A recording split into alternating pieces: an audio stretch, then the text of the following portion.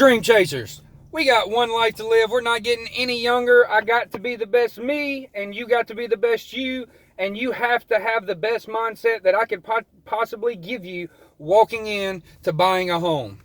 This Morgan Presley is for you or anybody else interested in buying a home, whether it be your first home, your next home, maybe you bought a house that you're not happy with, can't afford. Let's get into it. So, Morgan messaged me and was like, hey, maybe you can do a video on buying a home. I said, great. It's taken me 4 years and countless houses to finally buy the home that I'm in now.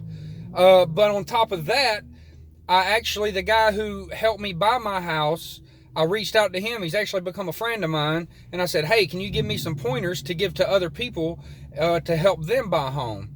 And he said, yeah, man, I got a list of stuff that I do for first-time home buyers and stuff, but I will get it to you. Well, he ended up making me a video, very long video, so I took notes, but I'm actually on a road call out of town, so I forgot my notes. But I'll just briefly go over my experience and some things that he told me and possibly even taught me. And so this is going to be kind of off the hip. I hope I don't forget anything. I want to be thorough. But let's get into it. So, from my experience, like I said, it's taken me 4 to 5 years trying to buy a home. My first house I went to look at didn't have a realtor. It was like, I'm going to do it all on my own. Because I had this misconception that if I'm going to buy a home, I need to hire a realtor. Well, at the time, I didn't want to afford a realtor. You see what I'm saying? So, the house that was for sale that I was interested in, I called the name on the sign, which in Aaron's video, which I'll get a link to maybe his Facebook and put it in the description so y'all can meet him. If you're local, you can, use him to buy a house. He's super good at what he does, and he actually, through my experience, has genuine concern for you buying a home that you love. He's not just trying to sell you a home. He is trying to make sure that the house that you get is the one that fits you perfect. Great dude. But in his video, he said that was, according to his video, that was a no-no, which I learned later on. Number one is if you are trying to buy a house, you don't owe the realtor anything. They get their money from the sellers, a percentage, which I think it's about 6%. I don't know. He didn't share that information. That's just information I've heard. So, you need a realtor, somebody that's going to work for you. And I'll get into why it's so important. Also, do not call the person on the sign because he is working for the sellers. It's hard to play both sides. It's hard for him to work for the seller and trying to sell a house, and also working for the buyer trying to get them to buy a house without being biased. You know what I mean? And so find your own realtor. Again, I'll share Aaron down in the description. Awesome dude. So my first house, I called the guy on the sign. He's like, yeah, you like the house? I'm like, yeah. I said, well, what's the next step? He said, go ahead and get an inspection on it. Dude, I didn't know anything about a pre-approval letter. I didn't know anything. And so next thing you know, I call for an inspector and get it set up, scheduled. And that's $400 or $500 for an inspection on a home. And luckily, the house went under contract before the guy showed up because I was headed downward in a terrible way. I was about to buy a house in the absolute wrong way. Another important reason you need a realtor is some other houses. They found out one of the houses that we loved that was affordable was actually in a flood zone. So my insurance would have been sky high. Missed out on that house. Other ones ended up in contract before I could do anything. And then, so on and so forth. The house before I bought this one, I was pretty sure I was going to get. But Aaron says, get you a good realtor. If you're trying to buy a house that doesn't cost you anything, get you somebody who sincerely cares about meeting your needs. And that's another thing that I want to say. And something I talked to him on the phone is buy something you need, not something you want. He had a client that was looking and wanted a $350,000 home. He wanted that. He didn't need that. He said, man, I got a house for $185,000 that would fit your budget and your lifestyle perfectly. For instance, the house I'm in now is a house that I needed. We really bought this house because it came with a 30 by 35 shop with a 6-inch slab so I could put a lift in it, with a bay door that I can drive cars in and out. It was what I needed, and it was affordable. And so don't buy what you want, buy what you need, and also buy what you can afford.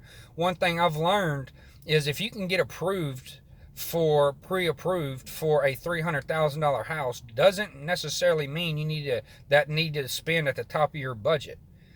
See, we bought really at the bottom of our budget, but life happened to where, thank God, we bought it at the bottom of our budget, because if we would have bought it at the top of our budget, we couldn't afford that house any longer, and we would have lost the house. Another thing, I was just talking about pre-approval. Get pre-approved.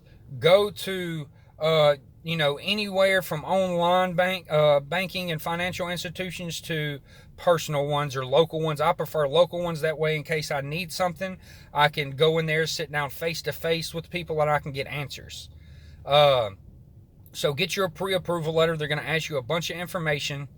That way that, your credit score, your debt to income, stuff like that, just to see what you pre-qualify for. And once you get that pre-approval letter, then you can start looking for houses. Pre-approvals last anywhere from 90, 30, 60, 90, up to, I think, 180 days. And so you have time. Because a lot of contracts, a lot of people will not even deal with you if you don't have a pre-approval letter. So get pre-approved. Another thing why I think it's so important to have a realtor and do things locally. In this last house that I was buying, he needed things from the loan officer. Well, he couldn't get her through email. He couldn't get her on the phone. He eventually had to go to her office and sit down in the office until she showed up to get an answer. That's another reason I recommend Aaron so much, because dude is a hustler. And that's why I like local institutions. Also, one thing that he made a comment on is watch interest rates. People are in this chase for, I need to get the lowest interest rates. But the way banks and institutions do it is they may be able to offer you a lower interest rate, but there's hidden fees such as the closing costs may be more. That way the banks still make their money even though they give you a lower interest rate. The average time that people stay in a house is 5 to 7 years. So when you do a 30-year mortgage, the bank doesn't look at the 30 years. They look at the 5 to 7 years. So if they give you a lower interest rate, the closing costs and things may be higher. But say, for instance, you can get an interest rate that may be higher, but your closing costs are lower. So what fits you? What fits your budget? Also, getting into that, I want to talk about different types of loans. You have government loans such as rural development or federal housing. And the government loans are going to be lower interest rates, but there's more red tape that you have to cross. Now, I do remember, for instance, on an FHA loan, there couldn't be messed up tile, holes in the wall. There has to be certain standards in order to even get a government loan. But they're going to offer better interest rates than a conventional loan, which is about 20% down. Now, if you're into like buying and flipping houses, then a lot of times you buy a fixer-upper and you're going to have to put 20% down. And see, people have this misconception that they need all this kind of money to put down, and you don't necessarily. That's the conventional style loans where you need 20%. I think it's rural development where you don't need any money down. An FHA is 3.5%. It's a big difference from 20%. Also, when it comes to paperwork, one way I messed up in the last house I was trying to buy was I had a large sum of cash that I just kept in my safe. Well, in this house buying process, I went out of nowhere and put $15,000 cash in the bank. Well, when you're trying to buy a home, you don't need to make any money moves. You don't need to pay off any kind of debt unless the loan officer or the bank tells you, hey, this is what we recommend. Don't open up credit cards. Don't apply for any more credit. Don't try to buy a car. You cannot do anything. You are basically locked unless the bank comes to you and says, hey, your credit was a little too low. And so why don't, if you can afford to pay off this much of this loan or this much of this loan? See, people also have a misconception of paying off loans to raise the credit score. That's not necessarily it. These banks and institutions actually have software that they can tell you the best way you're going to raise your interest. It's not necessarily paying off this debt all the way. You may pay off a chunk of this and then pay off a chunk of that. And also a misconception is you have to have a great credit score. Now, I know since COVID has hit, they have changed. And the reason I know that is because we were actually about to buy the home before we bought this one. And they called us and said, well, because of COVID, some qualifications have changed, which have disqualified y'all from buying this house because of my wife's credit. And so I want to say people think you need a 700 credit score or 750. I think it's 620 to 640. Now, obviously, you will get a better interest rate with a better credit score, but you don't necessarily have to have that. You can refinance later if you want to. And as far as buying the home, again, buy what you need, not what you want. But look at the property around it. Is the value of properties going up or is it going down? For instance, in Monroe, Louisiana, the south side of Monroe used to be the nice part of town. They got mansions over there still. They turned them into museums and things, but that used to be the nice side of town. Now it's considered the hood and the ghetto where you can buy a 3-4 bedroom house for $20,000-$30,000. So look around at the properties around it. Is the values going up or down over time?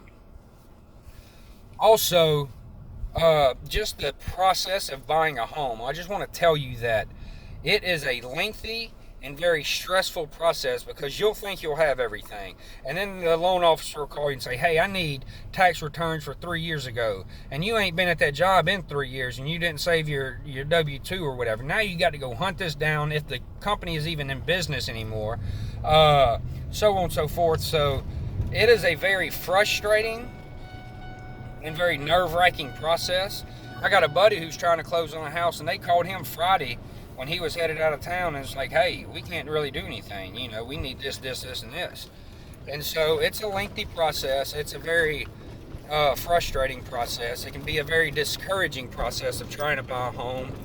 Another reason we didn't buy the last home before this one was something called debt to income. And so since my wife's credit wasn't good enough, I had to apply for the house under just my own income. Well, since my wife's credit wasn't great, I had to put everything in my name. Her truck, my truck, anything that had credit tied to it had to go in my name. And so when they pull up my credit history or just whatever they need and they see, oh, well, he's got 2 vehicles in his name and he's got another couple loans here and he's got some credit card debt maybe here and he's trying to buy this house by himself, his debt to income ratio, he has too much debt to not enough income. And so I couldn't use my wife's income even though she may have been the breadwinner at the time. And so there's a lot of things that go into buying a home. But if I can just say a few things to kind of wrap this video up.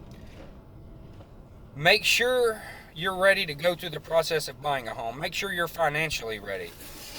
Make sure that you're not going to have to go get a new vehicle soon or open another line of credit or just be prepared. Buying a home is one of the biggest decisions you're going to make in your life. Make sure on your inspection they're thorough, on the appraisal they're thorough. Find out everything you can about the home. See if it's going up in value. Get all your paperwork ready. Make sure that you can afford it. Don't buy at the top of your budget. Buy at the bottom of your budget if you can. You're going to look at house after house after house after house after house. Don't get discouraged.